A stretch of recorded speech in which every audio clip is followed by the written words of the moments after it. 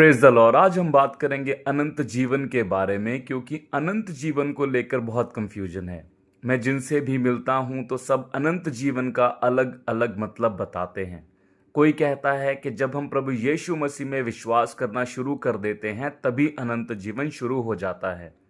कोई कहता है कि जब हम पानी का बपतिस्मा लेते हैं तब अनंत जीवन शुरू हो जाता है, और कोई कहता है कि जब हमें पवित्र आत्मा मिलता है तब अनंत जीवन शुरू होता है। देखते हैं कि बाइबल के अकॉर्डिंग अनंत जीवन क्या है। पहले कुछ वचन पढ़ते हैं जहां अनंत जीवन की बात की गई है। यूहन्ना अध्याय 3 का 16। क्योंकि परमेश्वर ने जगत से ऐसा प्रेम रखा कि उसने अपना इकलौता पुत्र दे दिया, ताकि जो कोई उस पर विश्वास करे वह नाश ना हो परंतु अनंत जीवन पाए।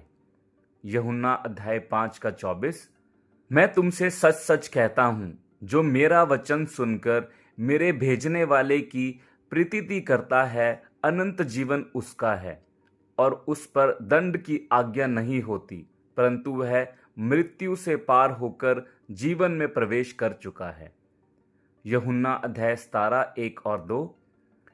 यीशु ने ये बातें कहीं और अपनी आंखें आकाश की ओर उठाकर कहा, हे पिता, वह घड़ी आ पहुंची। अपने पुत्र की महिमा कर कि पुत्र भी तेरी महिमा करे, क्योंकि तूने उसको सब प्राणियों पर अधिकार दिया कि जिन्हें तूने उसको दिया है उन सब को वह अनंत जीवन दे। रोमियो की पुस्तक अध्याय 6 का 23। क्योंकि पाप की मजदूरी तो मृत्यु है, परंतु परमेश्वर का वरदान हमारे प्रभु यीशु मसीह में अनंत जीवन है। अब पढ़ते हैं कि अनंत जीवन का मतलब क्या है। जैसा कि यूहन्ना अध्याय 11:25 में लिखा है, यीशु ने उनसे कहा, पुनरुत्थान और जीवन मैं ही हूं। जो कोई मुझ पर विश्वास करता है वह यदि मर भी जाए तो भी जिएगा। तो बाइबल के अकॉर्डिंग अनंत जीवन का मतलब ये नहीं है कि हम कभी मरेंगे ही नहीं। अनंत जीवन का मतलब है आत्मिक रूप से प्रभु यीशु मसीह के साथ जीवित रहना। जैसा कि प्रभु यीशु मसीह ने कहा कि वह मर भी जाए तो भी जिएगा, क्योंकि शरीर को तो खत्म होना ही है, परंतु हमारी आत्मा नरक में ना जाकर प्रभु यीशु मसीह के साथ जीवित रहेगी। वह है अनंत जीवन। जैसा कि मत्ती की पुस्तक अध्याय 10:28 में लिखा है, जो शरीर को घात करते हैं पर आत्मा को घात नहीं कर सकते, उनसे मत डरना, पर उससे डरो जो आत्मा और शरीर दोनों को नरक में नाश कर सकता है। इस वचन में प्रभु यीशु मसीह दूसरी मृत्यु की बात कर रहे हैं। बाइबल के अकॉर्डिंग हर इंसान की दो मृत्यु है। पहली मृत्यु है जो हमारा शरीर मर जाता है, और दूसरी मृत्यु है आत्मिक मृत्यु, जब आत्मा को नरक की आग में डाला जाएगा। जैसा कि प्रकाशित वाक्य अध्याय 2 का 11 में लिखा है, जिसके कान हो वह सुन ले कि आत्मा कलीसिया से क्या कहता है। जो जय पाए उसको दूसरी मृत्यु से हानि ना पहुंचेगी। प्रकाशित वाक्य अध्याय 20 का 6। धन्य और पवित्र वह हैं जो इस पहले पुनरुत्थान का भागी है। ऐसों पर दूसरी मृत्यु का कुछ भी अधिकार नहीं, पर वह परमेश्वर और मसीह के याजक होंगे और उसके साथ 1000 वर्ष तक राज्य करेंगे। प्रकाशित वाक्य अध्याय 21 का 8।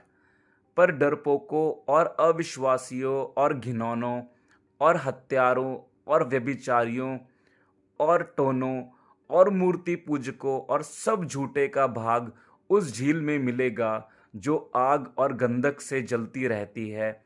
यह दूसरी मृत्यु है।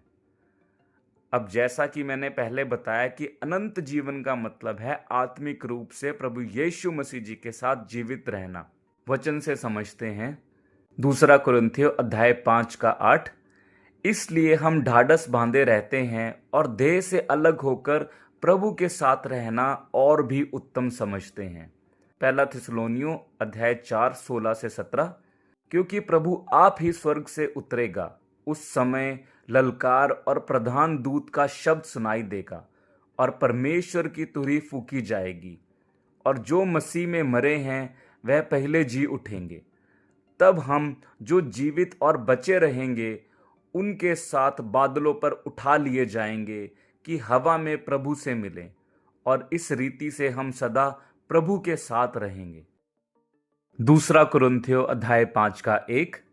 क्योंकि हम जानते हैं कि जब हमारा पृथ्वी पर का डेरा सरीखा घर गिराया जाएगा, तो हमें परमेश्वर की ओर से स्वर्ग पर एक ऐसा भवन मिलेगा जो हाथों से बना हुआ घर नहीं परंतु चिरस्थायी है। यूहन्ना की पुस्तक अध्याय 14 1 से 3।